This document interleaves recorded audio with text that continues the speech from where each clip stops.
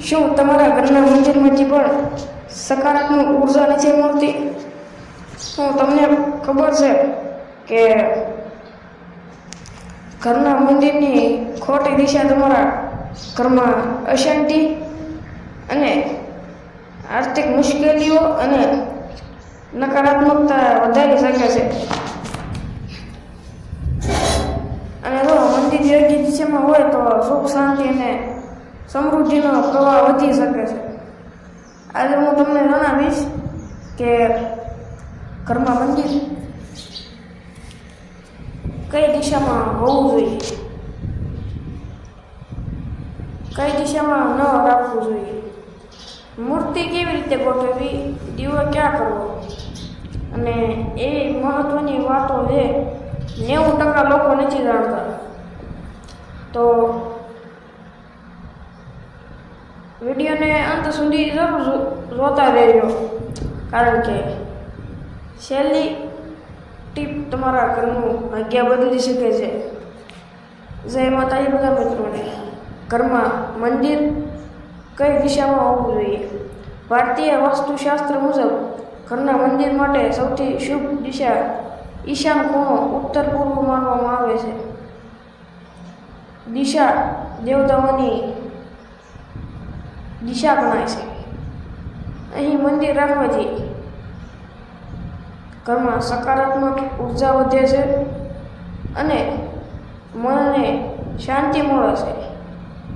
જો ઈશાન ખૂણો ઉપલબ્ધ ન હોય તો પૂર્વ અથવા ઉત્તર દિશામાં પણ મંદિર રાખી શકાય છે. ઈશાન ખૂણો શા માટે શ્રેષ્ઠ છે? ઈશાન દિશા જ્ઞાન, આધ્યાત્મિકતા અને પવિત્રતાનું પ્રતીક માનવામાં આવે છે. આ દિશામાં પૂજા કરવાથી મન એકાગ્ર બને છે, ઘરમાં સકારાત્મક ઉર્જા વધે છે, પરિવારના સભ્યોમાં પ્રેમ અને શાંતિ રહે છે, ભક્તિમાં મન લાગે છે.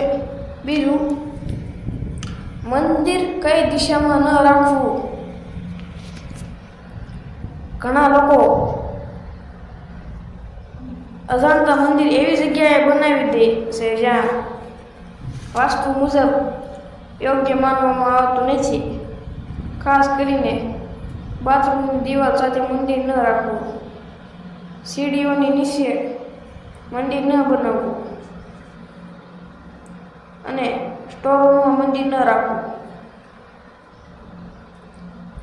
શયનખંડમાં મંદિર રાખવું ટાળવું. જો રાખવું જ પડે તો પૂજા પછી પડદાથી ઢાંકી દેવું. રસોડામાં મંદિર રાખવું શક્ય હોય તો ટાળવું. રસોડામાં મંદિર ન રાખવું જોઈએ. ત્રીજું, પૂજા કરતી વખતે મોઢું કઈ દિશામાં હોવું જોઈએ? પૂજા કરતી વખતે પૂર્વ અથવા ઉત્તર તરફ મોઢું રાખવું શુભ માનવામાં આવે છે. આ દિશામાં ધ્યાન અને જાપ કરવાથી મન વધુ સ્થિર રહે છે. ચોથું, ભગવાનની મૂર્તિ કેવી હોવી જોઈએ? ખૂબ મોટી મૂર્તિઓ ન રાખવી. તૂટેલી મૂર્તિ ક્યારેય ન રાખવી અને એક જ ભગવાનની ઘણી મૂર્તિઓ ન રાખવી.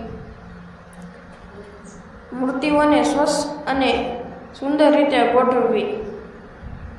ત્યારબાદ પાંચમું, દીવો ક્યાં પ્રગટાવવો?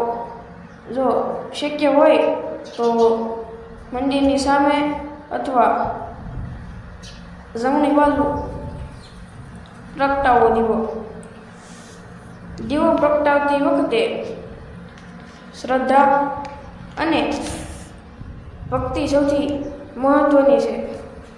છઠ્ઠું, મંદિરની સફાઈ કેમ જરૂરી છે? જ્યાં સ્વચ્છતા હોય ત્યાં સકારાત્મકતા રહે છે. દરરોજ મંદિર સાફ કરવું, સુકાઈ ગયેલા ફૂલ દૂર કરવા, ભગવાનને તાજા ફૂલ અર્પણ કરવા, દીવો અને અગરબત્તી બાદ જગ્યા સ્વચ્છ રાખવી, સાતમું, મંદિર પાસે શું ન રાખવું? મંદિર પાસે ચપ્પલ, બૂટ, કચરો, તૂટી ગયેલી વસ્તુ, ખરાબ કપડાં અને બિનજરૂરી સામાન આવી વગેરે વસ્તુઓ મંદિરની પવિત્રતા ઘટાડે છે. ત્યારબાદ આઠમું, મંદિરની ઊંચાઈ કેવી હોવી જોઈએ?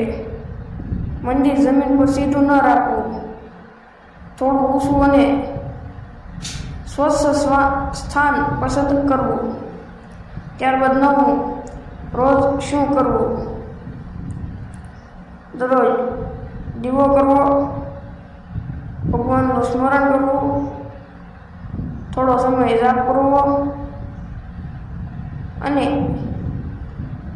ઘંટ વગાડવી, પરિવાર સાથે પ્રાર્થના કરવી. આ નાની આદતો ઘરમાં ભક્તિનું વાતાવરણ બનાવે છે. દસમું, સૌથી મહત્વની વાત, ઘરમાં મંદિર યોગ્ય દિશામાં હોવું સારું છે, પણ સૌથી મોટું મહત્વ શ્રદ્ધા, સદાચાર અને નિયમિતતા, વિશ્વાસ, ભક્તિનું છે. માત્ર દિશા બદલવાથી જીવનમાં બધું બદલાઈ જાય એવું નથી,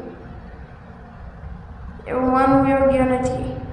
અને સારા કર્મ, પ્રેમ અને ભક્તિ સાથે પૂજા કરવી એ જ સૌથી મોટું સાધન છે. જો તમને આ માહિતી ઉપયોગી લાગી હોય તો વિડીયોને એક લાઈક કરો, એક શેર, તમારા પરિવાર અથવા મિત્રો સાથે શેર કરો અને આવી જ ભક્તિભરી તથા જ્ઞાનવર્ધક માહિતી માટે અમારી ભક્તિ સાગર ચેનલને સબસ્ક્રાઈબ કરવાનું